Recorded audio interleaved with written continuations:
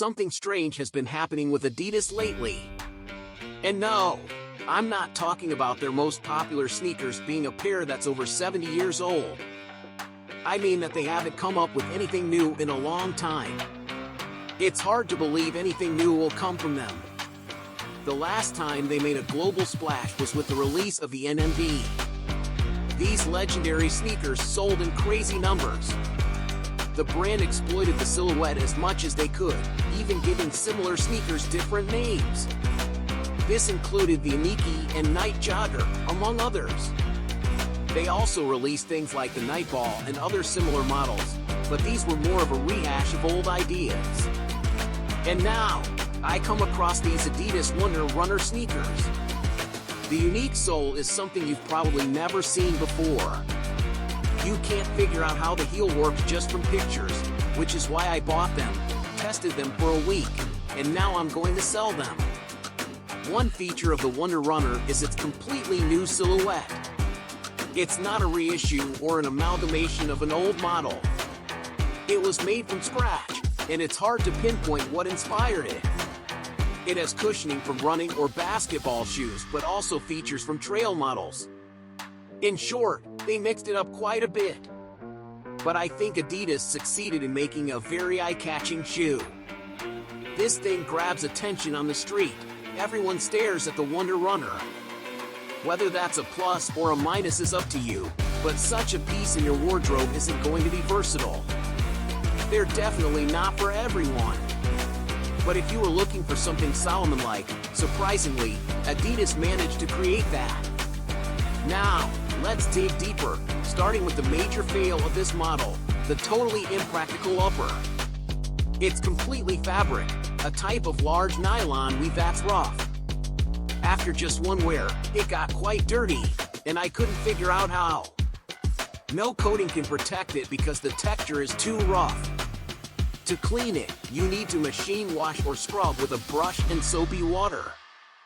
The rubber on the toe is like Hoka's, tough and holds shape well, so these sneakers aren't squishy at all. The lacing is similar to the Yeezy 700 V3. It looks interesting, but the laces are a pain. My advice, change the laces immediately because they'll come undone 700 times a day. Or tie some ugly knots, which isn't great either. The breathability is almost non-existent, so these should only be worn in spring or autumn, and only when it's dry outside. This severely limits their usability. Inside, I expected a decent insole but found nothing special. It's the same kind they put in Stan Smith's and other default pairs. It's embarrassing to even talk about it. The insole is 29 centimeters long, fitting size 45 and 1/3 Euro, which is the same as 45 Euro in Adidas sizing. Go half a size smaller for your US size. Now, on to the most important part, the sole, specifically the heel, which is the most unique part. The entire rear is one of 3 components of the sole. The front is significantly different, but we'll get to that later. The heel is a plastic monocoque. Both the outer cage and the inner base are quite rigid, with the cage being slightly more flexible. Inside is light strike foam, second version, very soft but not as good as Boost. The cushioning is noticeable, though. They could have used Boost, but I'm glad they didn't. Remember the Pod 3.1 experiment? Boost in the heel and regular foam in the front felt awkward, with the heel constantly sinking. For comfort, this was a disaster. So, it's better to have soft foam like this. The front features Adiprene Plus, but not all the foam is Adiprene. People often get this wrong. Adiprene refers to the inserts inside, not the EVA itself. The foam at the back is softer, but the difference isn't huge. And don't forget the large insert in the heel, which eats into the cushioning. A big question is how long will this feature last?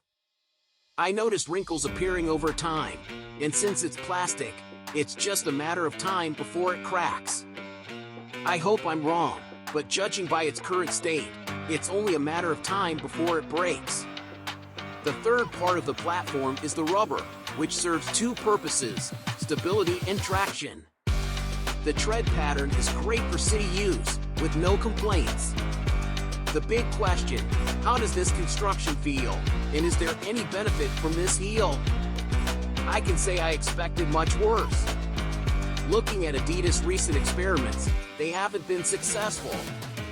The radically changed Adidas NMD S1S were so different from regular NMDs that I couldn't wear them. They hurt my feet badly. But the Wonder Runners are not only wearable but quite comfortable. The heel feels good as a separate element but doesn't stand out from the overall design. It works organically, with no rear sinking like in the pod. The roll is good, stability is great, though the heel wobbles a bit, but it's not a big issue. The cushioning isn't revolutionary, comparable to vintage sneakers but with a bit more responsiveness in the heel. Overall, they are one of the most comfortable pairs from Adidas I've worn recently.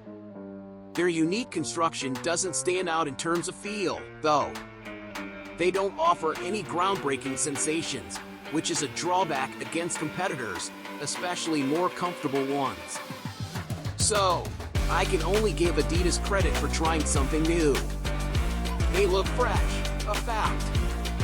You'll rarely see anything like this on the streets. But the impractical upper that gets dirty easily and the problematic laces dampen the enthusiasm. If you need a unique design and comfortable fit, go for it, especially since the price isn't astronomical. But without these obvious flaws, I'd recommend them wholeheartedly. It's not a new revolution from Adidas, but there's plenty of enthusiasm. These experiments are more appealing than what Nike is trying to push nowadays. For me, the Wonders get a stretched 7 out of 10, mostly for design creativity. But that's all I can give. So, these are the new sneakers from Adidas. A decent attempt. If they improve the upper material, the rating would be much higher. If you need rare sneakers that no one else has, you'll definitely stand out with these in summer. But they breathe poorly, and fall isn't ideal due to the materials. So, we're waiting for new materials. I have nothing more to add. Thank you for watching the video till the end. Subscribe to the channel if you haven't yet. I have nothing more to add. And everyone, bye!